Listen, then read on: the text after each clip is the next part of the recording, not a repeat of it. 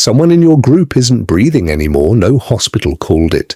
No doctor confirmed it. No funeral home is coming to take the body. It's just you, your group, a person who was alive yesterday, and the silence that follows. No rules exist yet for what happens next. No tradition, no ritual, no written law about what you're supposed to do. So, what do you actually do? For almost all of human history, that question had to be answered from scratch in grief without a manual. And the answers people came up with 60,000, 100,000, even 300,000 years ago are some of the most quietly devastating things archaeology has ever uncovered.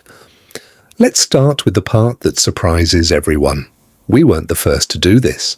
In 2023, paleoanthropologist Lee Berger and his team published findings from the Rising Star cave system in South Africa.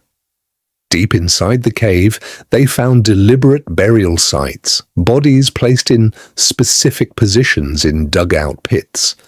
On the cave walls nearby, geometric engravings, crosses, hashtags, triangles carved deliberately into rock. The remains in those caves belonged to Homo naledi, a small-brained human relative that lived between 241,000 and 335,000 years ago. Not Homo sapiens, not even Neanderthals. A different species with a brain roughly a third the size of yours.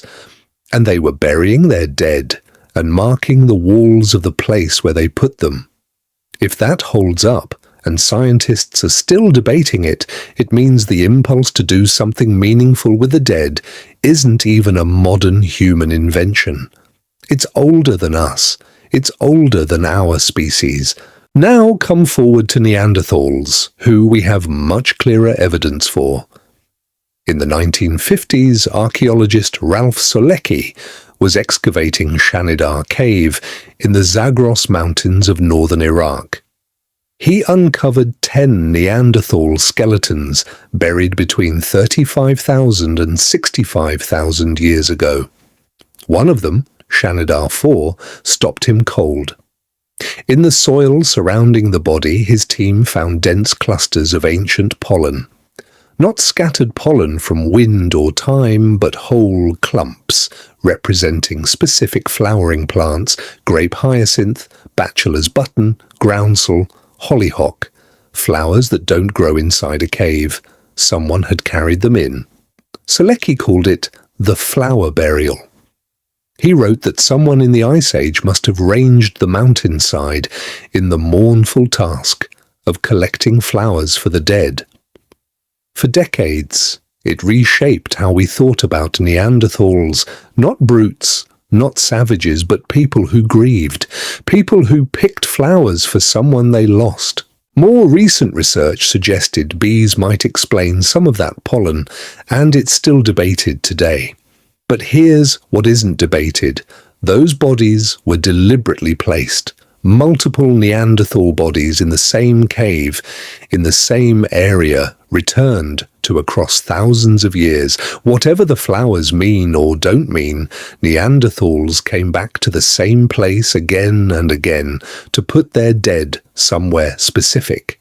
That's not instinct. That's memory. That's the idea that death matters and where you put the body matters, and it should be somewhere you can find again. And then there's what was found on the other Neanderthals at Shanidar. One male had a withered arm, likely disabled from childhood. He was deaf. He had trauma to his skull that probably left him partially blind. He lived to be somewhere between 40 and 50 years old.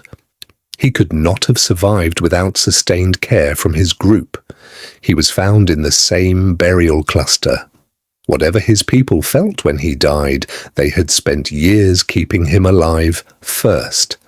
The burial was the last act of something that had been going on for decades. This is the first thing death revealed about ancient humans, not just grief. Commitment. The idea that someone's life had value beyond what they could contribute, But burial is only one thing people did, and it's not even the most common thing for most of human history. The earliest formal cemeteries, distinct places specifically set aside for the dead, used repeatedly by a community over time, only appear around 11,000 to 14,000 years ago. Before that, burial was inconsistent. Some bodies were buried, some weren't. And what happened instead was more varied and, honestly, stranger than we usually imagine. At Cima de los Huesos, the Pit of Bones, in northern Spain, archaeologists found a vertical shaft deep inside a cave system. At the bottom, the remains of at least 28 individuals dating back roughly 430,000 years. The bones were from across the age range: children, adults, elderly. No evidence they all died at the same time, no signs of a single disaster. They were put there.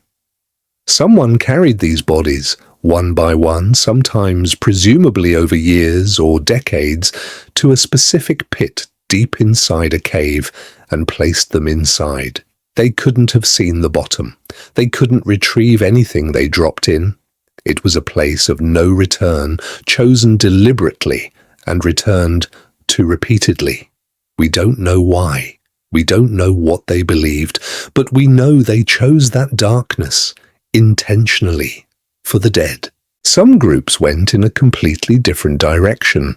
Archaeological sites from roughly 15,000 years ago in parts of Europe and the Middle East show evidence of secondary burial, meaning bodies weren't buried immediately.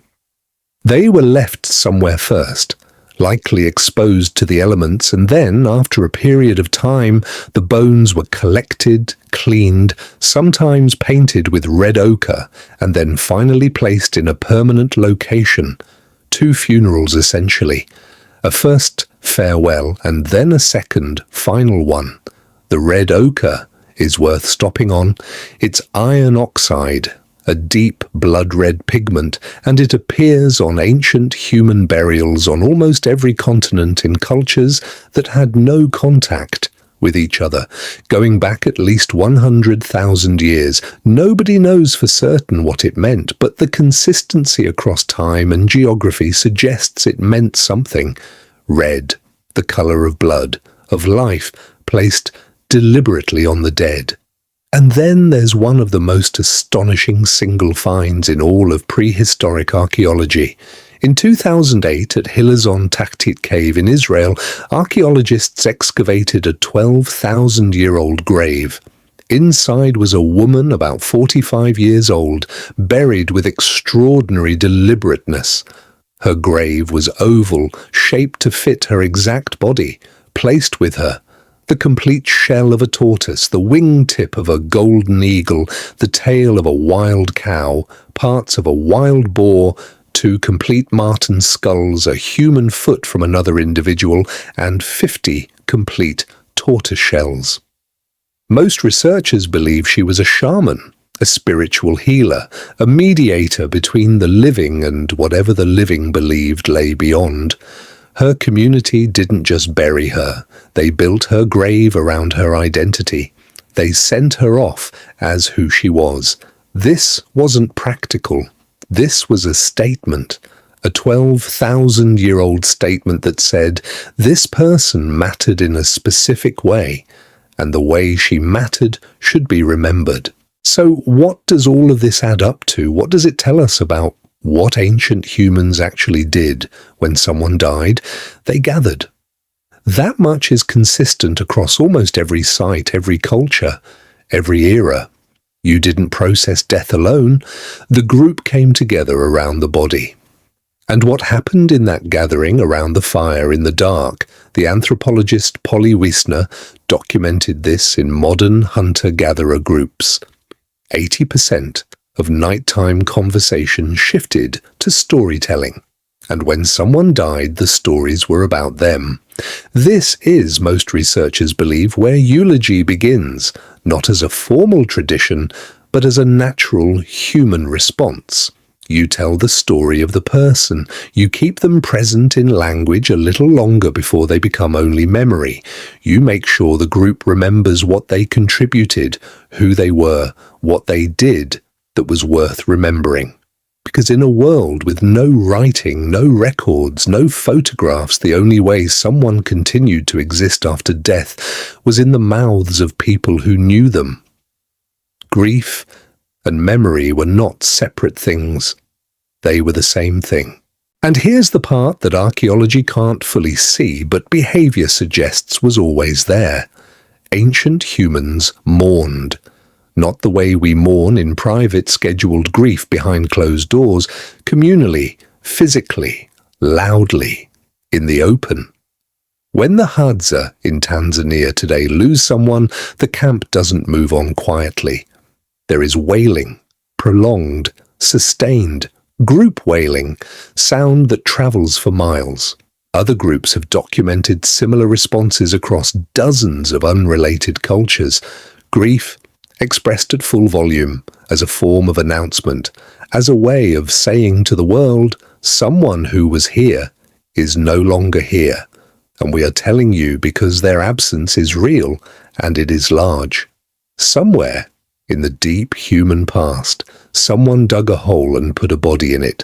Someone else, thousands of miles away and thousands of years apart, did the same thing. And someone else carried flowers down into a cave, and someone else lowered bodies into a shaft in the dark and walked away. None of them knew each other. None of them shared a language or a tradition, but all of them arrived at the same conclusion.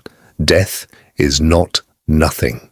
The person is gone, but the goneness matters. You mark it. You do something because the alternative, to just leave and never look back, was never really an option for us.